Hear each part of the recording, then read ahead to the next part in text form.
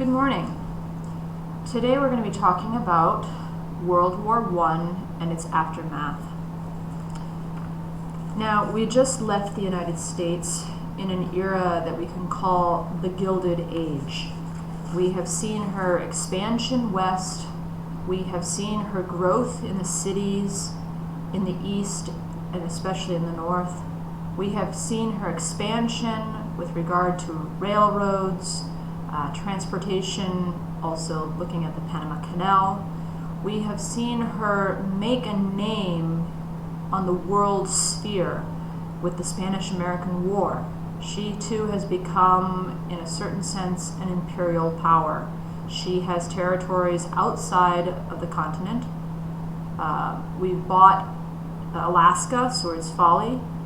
We have acquired, after the Spanish-American War, the territories of Guam, the Philippines, Puerto Rico, and we have influence in all of the Americas, but especially in places like Cuba, thanks to the Spanish-American War.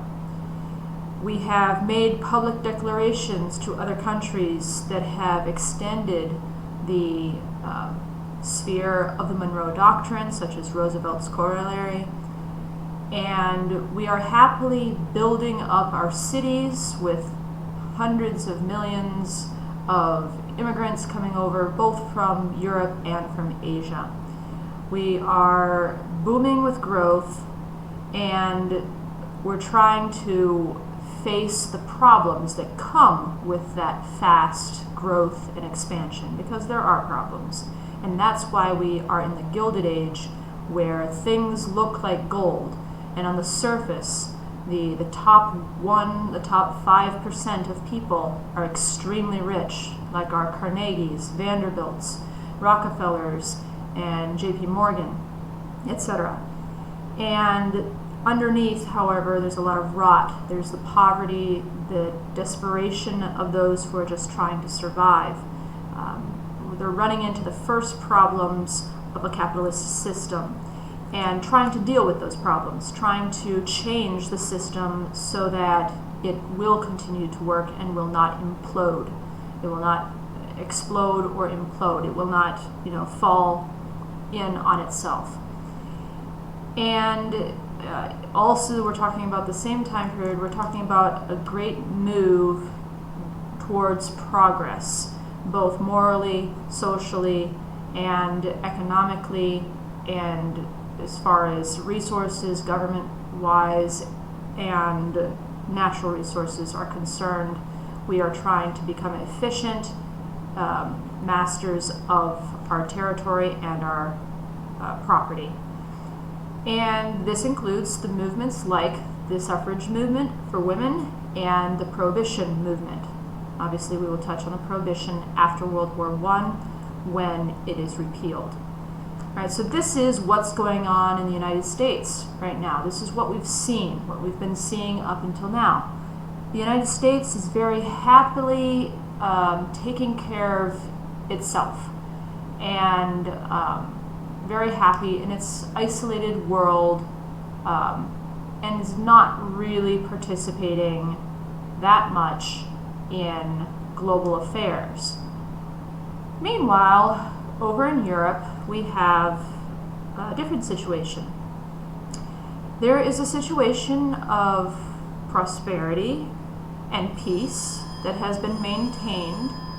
We have all of the powers of Europe in one way or another are connected either by marriage or by blood. And there's a delicate balance of power in place that seems to be maintaining the peace and the prosperity. But it is so delicate that you need very little to upset this balance. And while it all seems peaceful and tranquil, we know that there are certain forces and certain ideas that are growing that will lead us directly into the First World War. Now, I open up this lesson with this slide, and it has on it a very famous poem. I've I've used the poppy here as a symbol of World War I. The poppy is a flower that symbolizes the battlefield. It grows very quickly and very easily on ground that has been disrupted. It is usually one of the first things to grow on a battlefield after a battle has completely destroyed the terrain. There are no more trees, there is no more grass, it's just craters from bombs and artillery. It's just the dead lying there and their blood seeping into the ground. They say that the poppy receives its bright red color from that blood. So the poppy is one of those first plants that will grow up on a battlefield immediately after the battle, and it takes its color from the blood of those who have fallen. This poem is one that gives the symbolism to the poppy for World War I. In Flanders Field was written by a Canadian, McCrae, and he was presiding over the funeral of a friend. And just quickly, I wanted to go over its lines. In Flanders fields, the poppies blow between the crosses, row on row. Obviously, so we have the poppies that are blowing in the wind between the crosses, which are the graves that are row on row in this battlefield, that mark our place. So the dead are speaking to us. This is in first person plural of all the dead speaking together. And so they're speaking from underneath the ground below their crosses. And in the sky, the larks are a kind of bird, still bravely singing, fly, scarce heard amid the guns below. So there's still guns of war going on, right? So this is just one battle, and these are those who have fallen in that battle. And the birds are still singing above, and they're still flying above, but no one can hear them because of the guns that are going below. We are the dead. Short days ago we lived, felt dawn, saw sunset glow, loved and were loved, and now we lie in Flanders fields. So a few days ago we were like you. We were living every day, dawn and sunset. We loved and were loved, right? So we were living human beings that had lives, had loved ones, had everything that you have right now. So the dead are speaking to the living. Take up our quarrel with the foe. To you from failing hands we throw the torch. Be yours to hold it high. If ye break faith with us who die, we shall not sleep, though poppies grow in Flanders fields. So they're saying, the dead are saying to the living, take up our struggle, take up our quarrel, take up the fight with the foe. The foe is the enemy. And from our hands that can no longer hold the torch, you, living, take the torch, the lantern, the beacon, right? In other words, our cause in this battle. And you, the living, must hold it high. If you do not take up this fight, if you do not take up this torch, then we who are dead will not sleep. In other words, we will not sleep in peace. We will have died in vain. In other words, this is a call to all the living. Those who have died are now speaking to you. And the poppy is this symbol of those who have died in the field. So you look at a battlefield and you see the poppies blowing in the wind, and they are the dead, they are the blood of the dead that are speaking to the living, saying, you must take up our cause, you must carry on the fight. So World War I goes from 1914 to 1918, right? This includes the aftermath. So we're going to step right into the war. What are the main causes of World War I? Right? Everybody knows the immediate cause of World War I is the assassination of the Archduke Franz Ferdinand, who is the heir to the Austrian throne, by a radical Serbian who is part of the group the Black Hand. And he is killed in Sarajevo, Bosnia, in 1914. This assassination of the heir to the Austrian throne is what actually touches off the war. And the balance of powers that was maintained is now going to be unbalanced. All of those allied with Austria will go to war with all of those in the other alliance. But it's not just that this assassination is really what causes this entire world war. Why do we get into a huge world war, or what is called the Great War, just from an assassination of one person? Well, these other long-term causes are perhaps the more important causes and the more significant ones to know.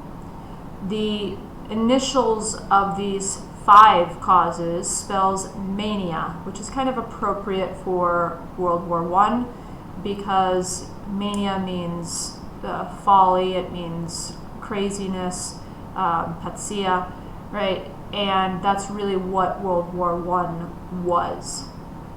Militarism, the glorification of one's military. Also the belief that a nation to build and maintain a strong military with the intention of intimidating and threatening other nations. And this is an important thing. They were building up their militaries. All of these countries were building up their militaries, not really only with the intention of defending their borders and maintaining peace, but they were definitely looking at the other countries around them with a menacing and an antagonistic attitude with their militaries. Their militaries were going to be used one day in order to intimidate or threaten the other countries, not just to maintain peace and their own borders and protection against invasion.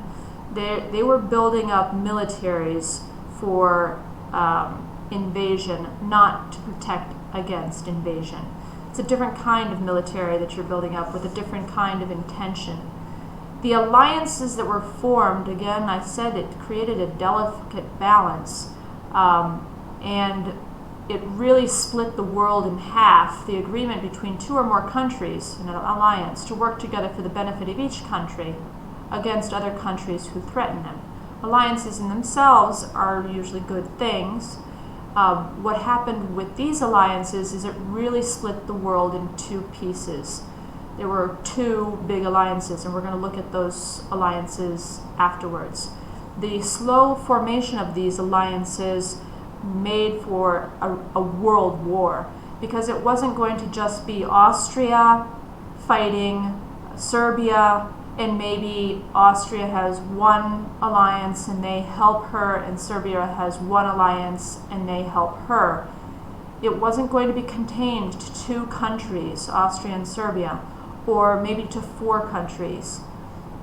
It was going to become a world war thanks to these alliances, because when one country went in, the next country said, I'll support you, the next country said, I'll support you, the next country said, I'll support all of you, and it was a domino effect. You know, the game of dominoes, one after the other, fell. Nationalism. Okay, this is that famous nationalism that I talked to you about in one of the previous slides when we indicated the difference between nationalism and patriotism. Nationalism, or nativism, in the case of immigrants coming to the United States, there's the sense of nativism, but it comes from the same sentiment, nationalistic sentiment. Extreme pride in one's country and the belief that one's nation or government is supreme. It unites a people against another people. That's the important word.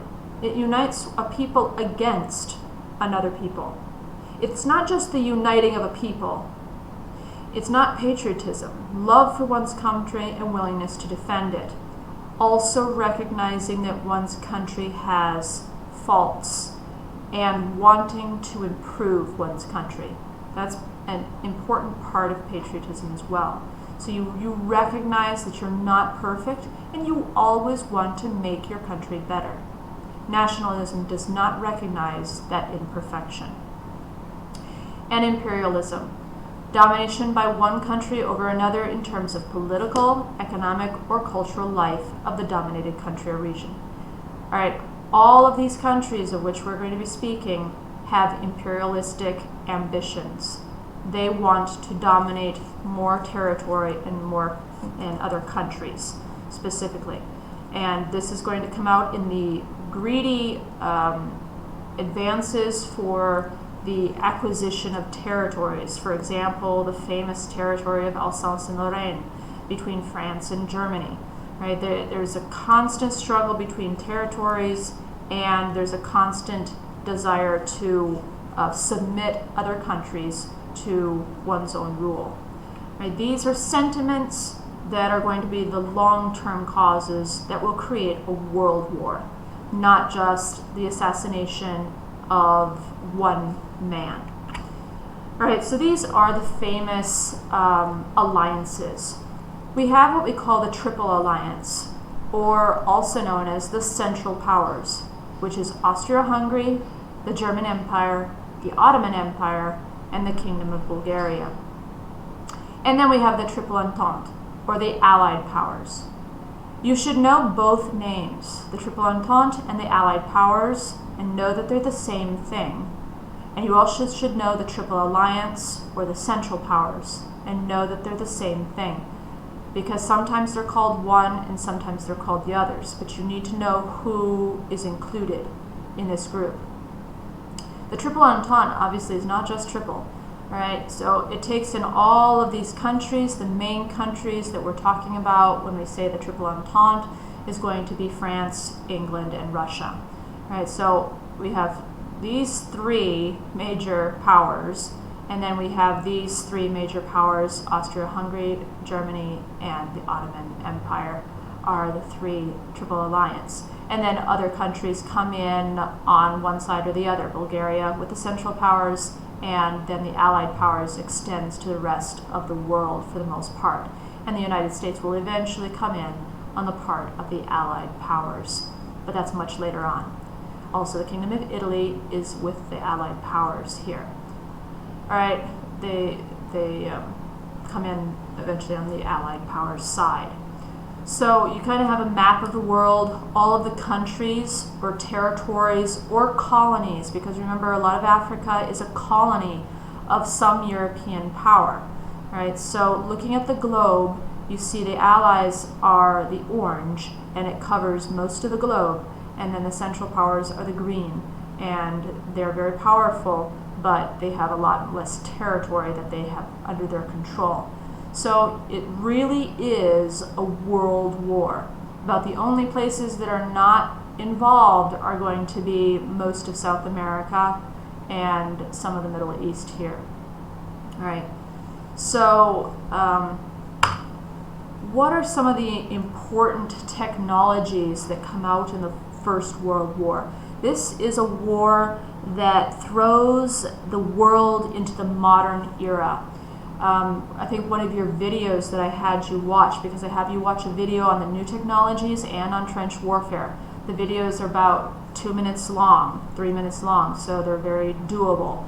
But they kind of give you a good picture of what's going on during World War I. And I think your video mentioned a very iconic image. World War I brought the world into the modern era, and it's very symbolic in the fact that the military of most of the countries went to war on horseback. They went to war on horses, like in the old times. And they left the war, in other words, they finished World War I flying away in airplanes. Okay, so that's a very symbolic image for us. They come in on horseback and they leave in airplanes.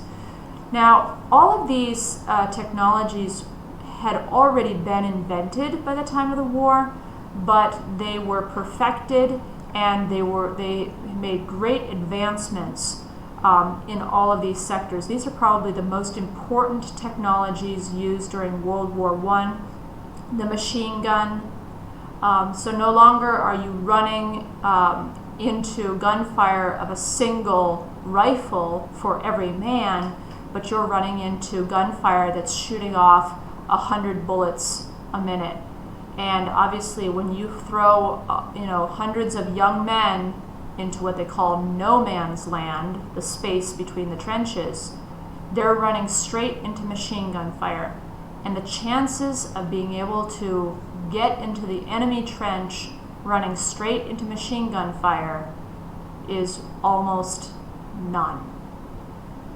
Poison gas is now used for the first time. They don't even know what they're really doing with it. They're really experimenting here. They have used hundreds of thousands of tons of poison gas in the First World War. They're killing men by basically making their insides bleed or filling their lungs with water from these poison gases. And eventually, by the end of the war, you will see that in most of the videos, everyone is equipped with gas masks because of this. Even horses or dogs will be fit with gas masks in order to save them from these gas attacks. And so this is a big method of killing during World War I, which is expanded. If you notice, all of these new technologies, the science, the math, the physics, all of the technology and knowledge of man is now going into producing things that can kill people better, faster, and more efficiently. Instead of trying to find new technologies for cures or new technologies for scientific advancement for times of peace, they're looking to find ways of killing more people quickly, more efficiently. And it's a sad, sad thing to see humanity and all of our capabilities going into research as to how to kill people quickly and efficiently. Submarines, again, they had been invented. They had been used going back actually to the times of the American War for Independence. They had created a one-man submarine, but it didn't really work. So they were around, but they had never significantly been used for warfare. Now they are perfected, especially by the Germans and what we call the German U-boats, and they are able to essentially put a blockade around Great Britain and stop a lot of the weapons and supplies that are being brought to Great Britain during the war. Now, Great Britain still ruled the waves as far as the surface fleet was concerned, but the Germans were able to inflict many losses on them because of the submarines. Tanks are developed and perfected, and they're made so that they can actually go over the trenches and therefore uproot the army that's in the trench and drive them back from the trenches. So they become very important during World War I. We will see their great expansion of use during World War II. Airplanes, they've just been invented. They're just invented at the turn of the century, and they're immediately used for war. So they're very primitive, but we have some great heroes of the air during World War I. The Red Baron of Germany, but also we have the Royal Air Force, which is fighting for Great Britain, and there are many battles now that are being taken to the air because of airplanes. The significant and most important method of warfare that is developed at this time is trench warfare. Developed in the sense that it is brought to its fullness and its perfection, because they had already used trench warfare in a limited manner. but we no longer see the warfare of the open fields of war. Right? That is a thing of the past now. Trench warfare is a system of defense.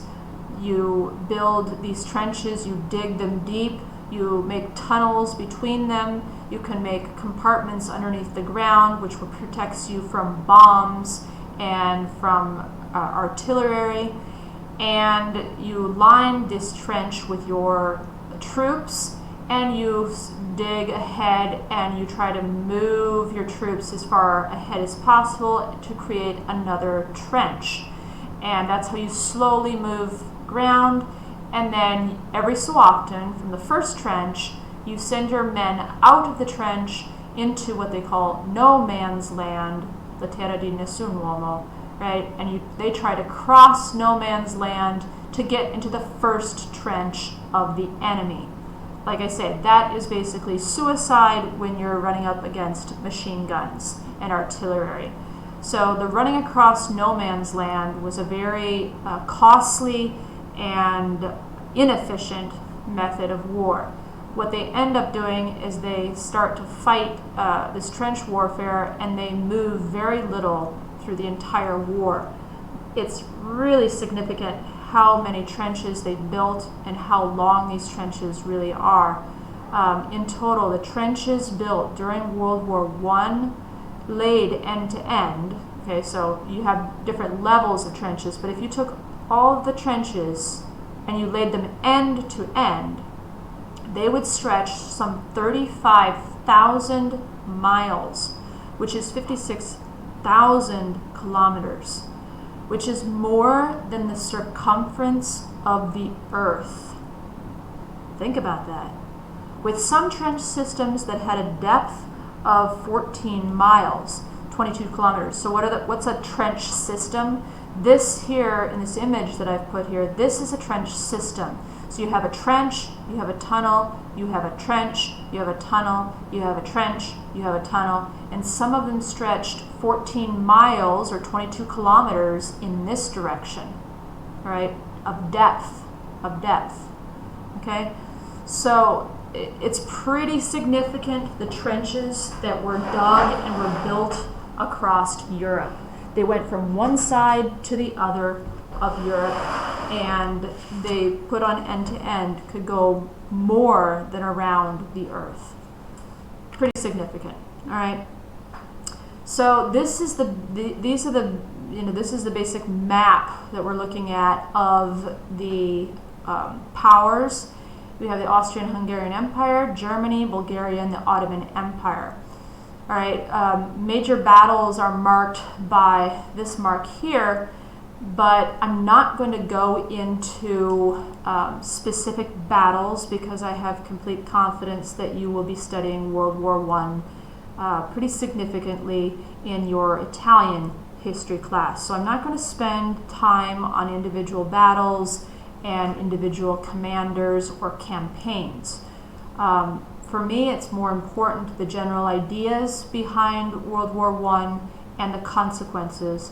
And I'm going to focus more on the part when the United States comes into the war, okay? Because this is American history, and you should be getting this in world history.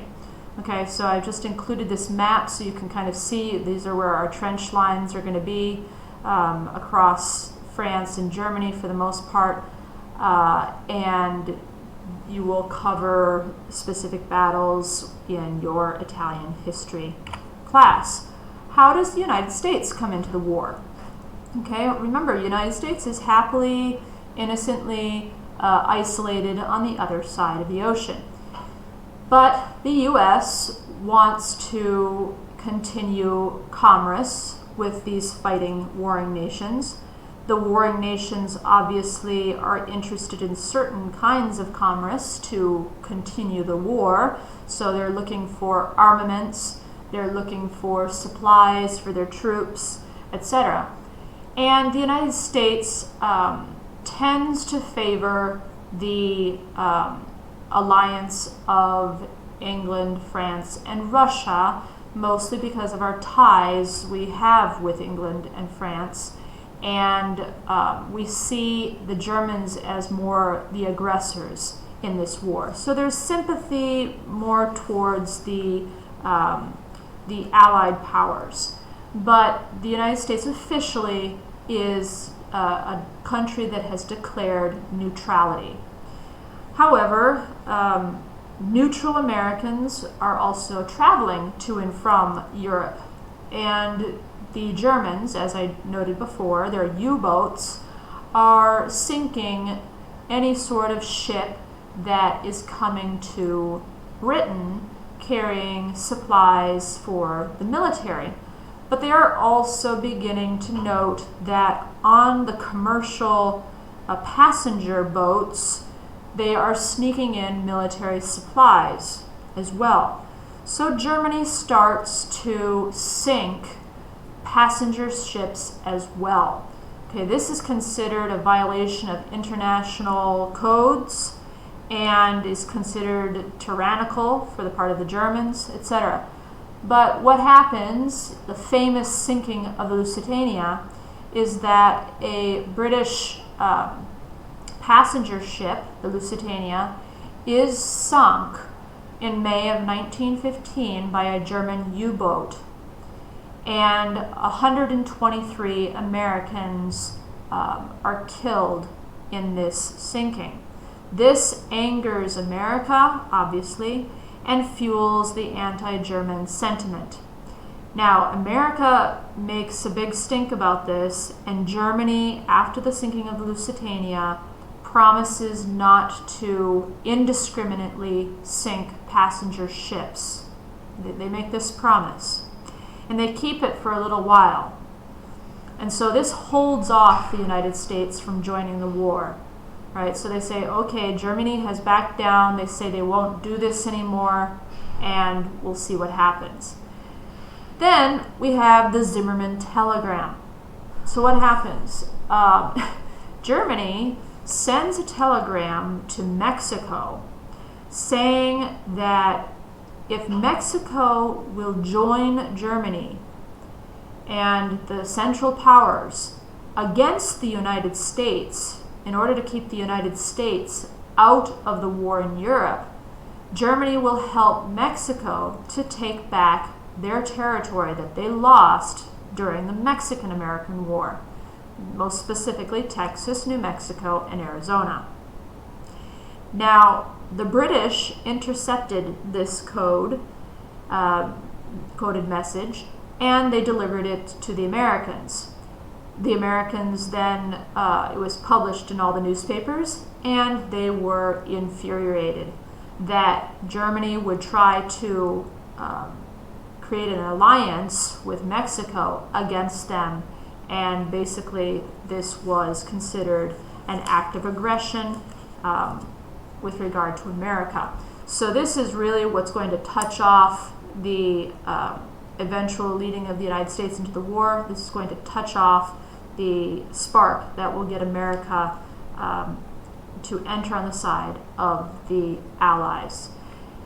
Now, after the Zimmermann telegram, the what we call the cherry on the cake, in other words, the last straw, these are all expressions in English, will be that the German U-boats resume the indiscriminate sinking of passenger ships in the Atlantic. So the U-boats start sinking the ships again, and this is too much for America. American lives are being lost, and we're not going to stop and do nothing.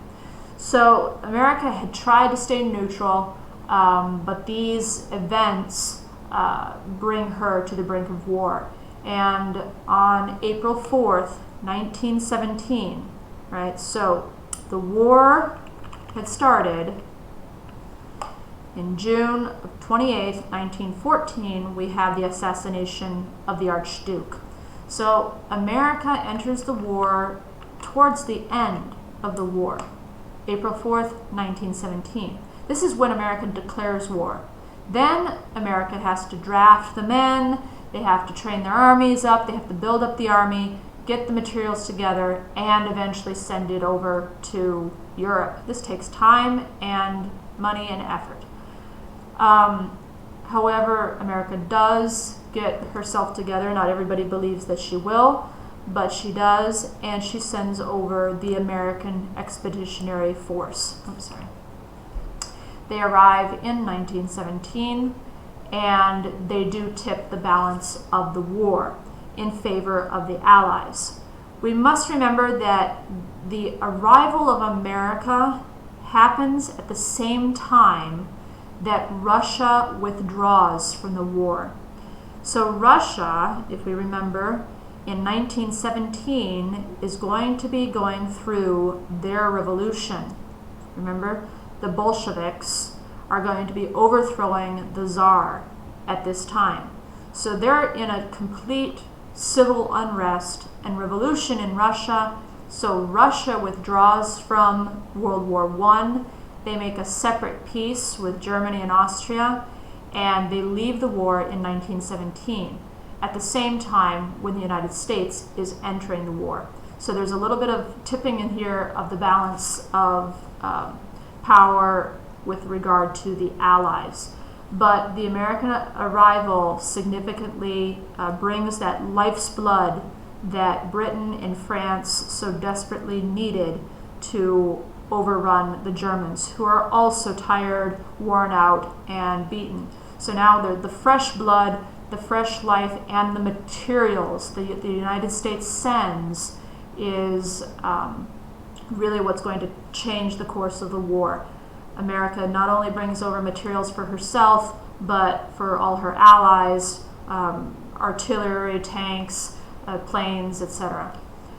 So here I put in some images just to give you a picture of what we're looking at. These are the armies of the world when they are preparing for war.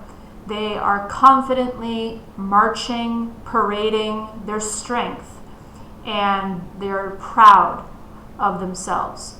Each of these different armed forces, obviously the Arch of in Paris, so we have the French, our Germans with their nice little hats here, they can be very distinctive, and British troops and American soldiers.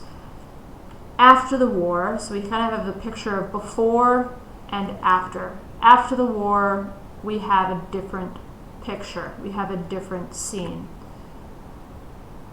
World War I is probably one of the most devastating moments in European history for no reason at all. And I think that's the crux of the question. There was no reason. There was no reason that these countries really had to go to war like this and destroy an entire generation of young men and destroy an entire, countries. Here you have what used to be a forest, and this is all that's left. This is obviously in a city, and this is all that's left. They have completely destroyed the face of Europe. For what?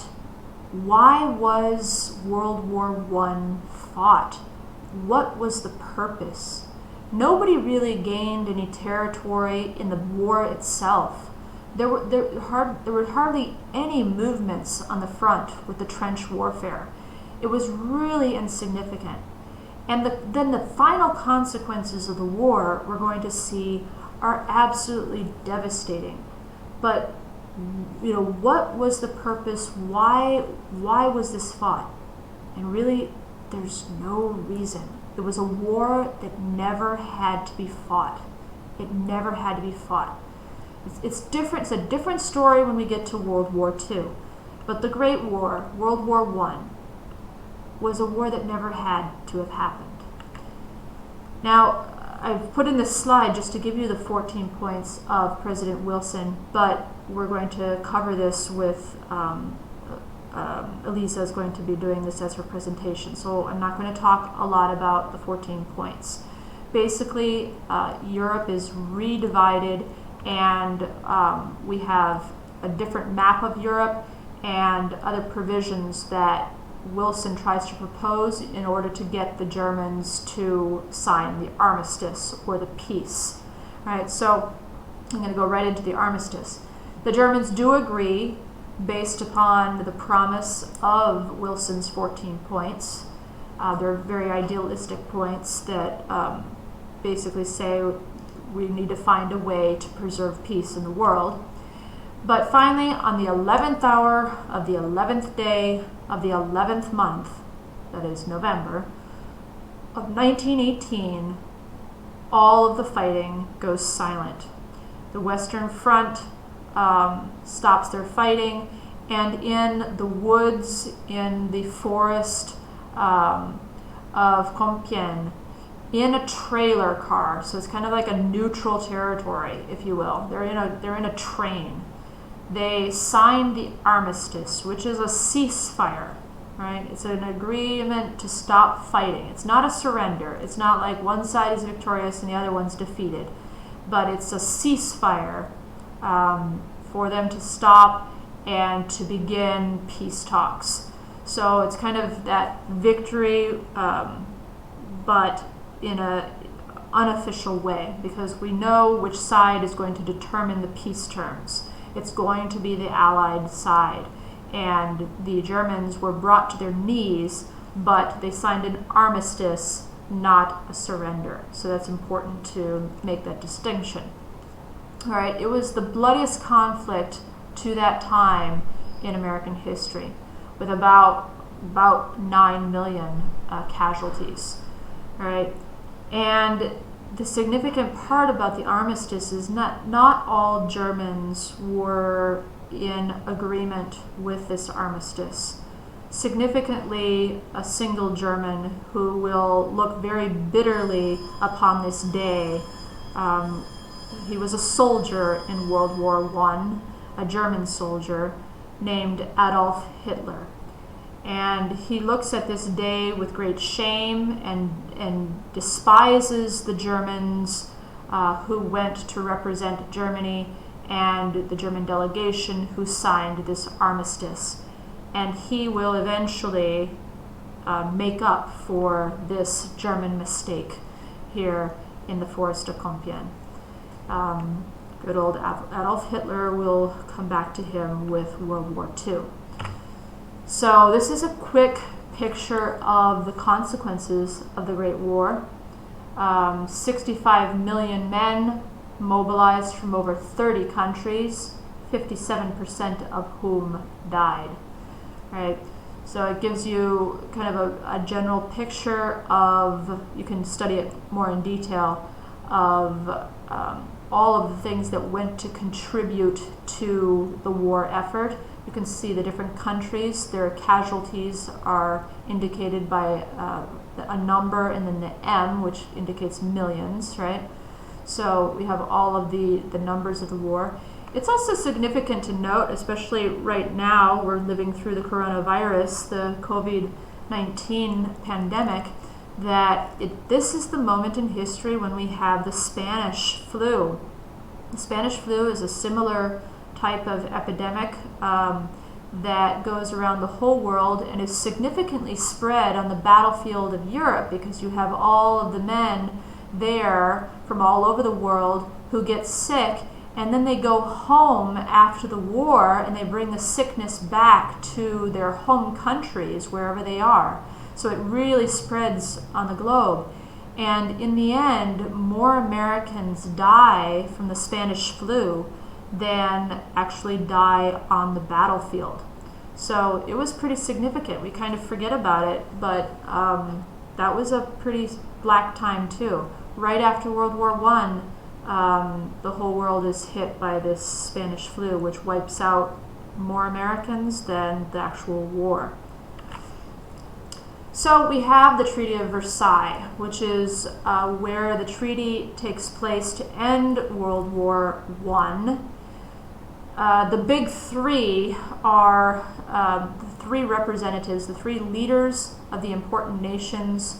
It's Wilson from the United States, he's the president, Woodrow Wilson, David Lloyd George of Great Britain, and Clemenceau of France.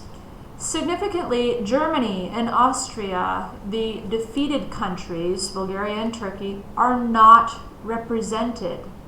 They are not invited to the treaty, which is pretty significant. You never have a peace treaty negotiated without the other side present. I mean, that's part of the negotiation. So this was definitely a one-sided treaty. And obviously we know that Russia was not there because they were already out of the war. They had already pulled out in 1917. What are the important points of the treaty? It spells gargle, which is kind of a regurgitation, if you will. The first one is guilt. All of the guilt is given to Germany. They must accept all the blame and the loss and the damage for the war. And this guilt that is imposed upon them will make them very bitter with regard to their relations with all other European countries, and is one of the reasons why we will have World War II. The army, they can no longer have a standing army of more than 100,000, no submarines, no airplanes. They're limited to 6 battleships. They basically can't even defend themselves in case they're ever attacked in the future. The Rhineland has to be demilitarized. In other words, there can never be any soldiers there. So they've been restricted so much that they can hardly even defend themselves. They must pay reparations, an enormous amount of reparations that's unreasonable, in installments until 1984. Okay, I mean, that's just, it's astronomical what they need to pay to the Allied countries. Obviously, it's impossible. They too have a damaged and destroyed economy from the war. So it's something that's just humiliating. It's just it's a punishment that is made to destroy them. It's not something practical that's really to make reparations for the losses of the other countries. It's to humiliate and to crush. Germany's lost land. They lose land all over the place. All of these places that they lose, if you notice the map, this is the pre-World War I map and this is the post. So you can see the territories where they lose parts of their country to all the countries around them. Then down here we have the drawing of all these other countries, or the expansion of their territories. So really the map of Europe is completely redrawn after the Treaty of Versailles. But the principles of redrawing the map are not always logical or in line with what the peoples there actually want.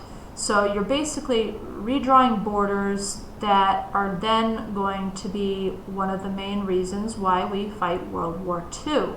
Germany immediately at the beginning of World War II will basically take back all of these territories that they had lost after World War I. These are, for the most part, also German-speaking territories. Then the League of Nations is established. This is supposed to be a world organization, what now has become the ONU, world organization that is to keep peace by talking about the world problems instead of resorting to war.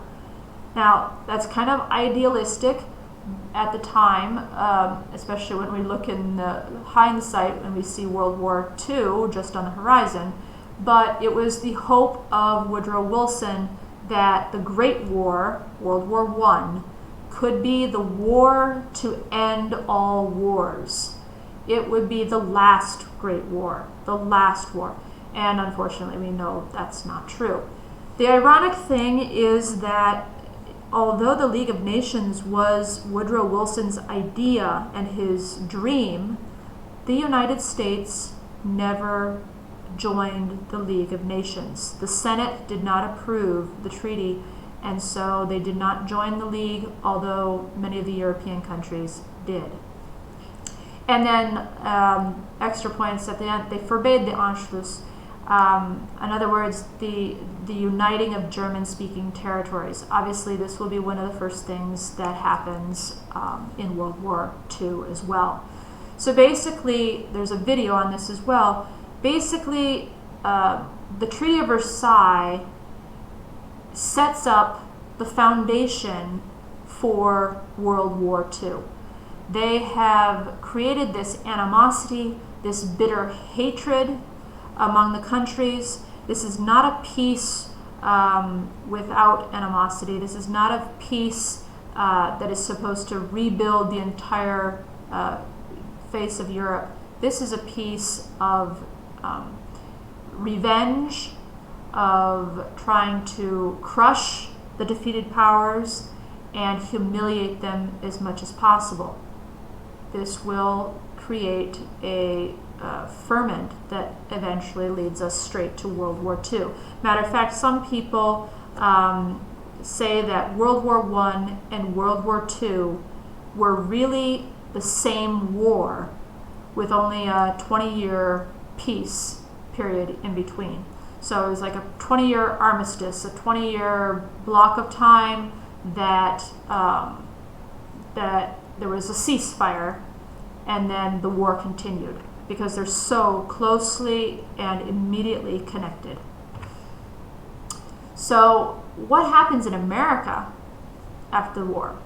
I'm going to take this part up with you at the next lesson when Eliza gives her presentation on the 14 points of Woodrow Wilson. So I will stop here and see you next week.